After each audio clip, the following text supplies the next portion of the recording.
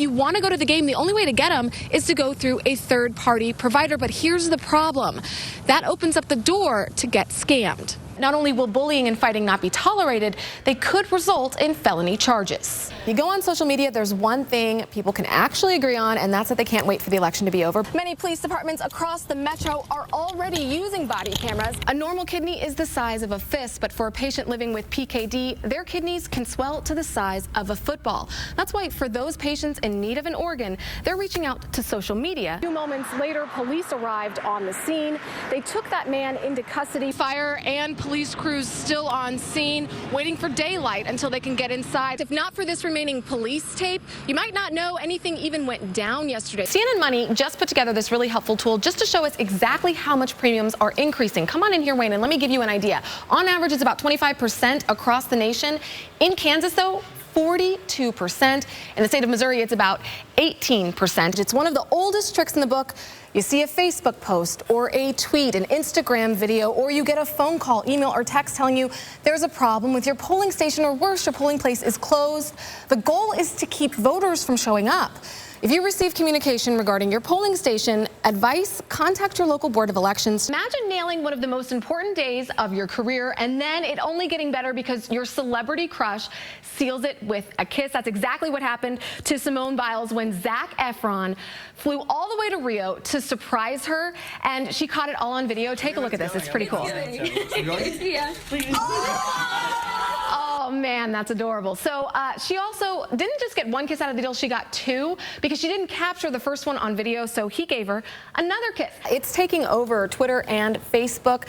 No matter which social media sites you use, Election Day is trending, and the candidates themselves are using the platforms as that last-minute push to get voters out to the polls before they close. As for voters, they're providing an on-the-ground view of exactly what's going on. Long lines across the country. We've seen some of those long lines right here on the Now KC. All right, so one thing a lot of voters are doing is they're taking those little stickers that you get when you vote, the I voted sticker, and they are putting them on Susan B. Anthony's grave in Rochester, New York.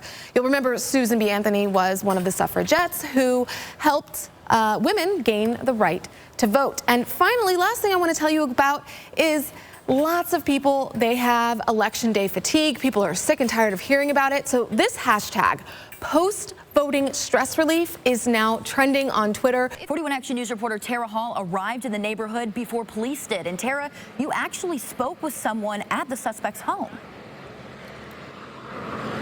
That's right, Lexi, I did. It happened just about a block from where I'm standing right now, though I have to say our encounter was brief. I asked him how he knew the suspect or if he was willing to talk to us. He refused. It was a few minutes after that police arrived on the scene, some of them wearing tactical gear. Shortly after that, they took the man I had just spoken to into custody, and tonight we aren't sure if it was a formal arrest or if he was just taken in for standard questioning. It's a scene neighbors in this quiet working-class neighborhood still can't wrap their minds around. Never anything like this, never anything on such a scale as this. I was like, wow, the suspect is from Kansas City on my block. Gavin Eugene Long, the suspect in the Baton Rouge, Louisiana police shooting, living just a few houses away. It just takes all the air out of you. You don't know what to think. You to have lived here so long, and then to hear that someone here in Kansas City, in your neighborhood, not but a few blocks away from you, was in Baton Rouge and shot 3 officers. It's just like a shock. Police quickly shut down the streets surrounding a home they believed Long lived in or had connections to. Frightening to come outside and know that's right here on my block, 100 yards away. That's frightening, you know. I mean, it can happen anywhere. To say it won't happen on your block, your neighbors, got to be watching what's going on. I mean, it's around. I mean, it is around, and it's scary. News that's shaken this Kansas City community, because when it comes to violence, these neighbors say no one is left untouched. Police have blocked off a several-block radius in between 77th Street, in between Lydia and Truce. Though, as you can see here, it looks like they're taking this down, so they should begin letting homeowners in and out of the area. That's a lot of bags, man. Purple, pink, cotton, and lace. When it comes to bras, your very own Tech 9! Kansas City rapper Tech 9 has seen and touched ladies' unmentionables in all shapes and sizes. I guess it's a weird conversation, you know what I mean? But not to me, because this is indeed strange music, so stranger things happen. Just not in the way you may be thinking. My job is a good one. I receive the bras, I give them to the needy.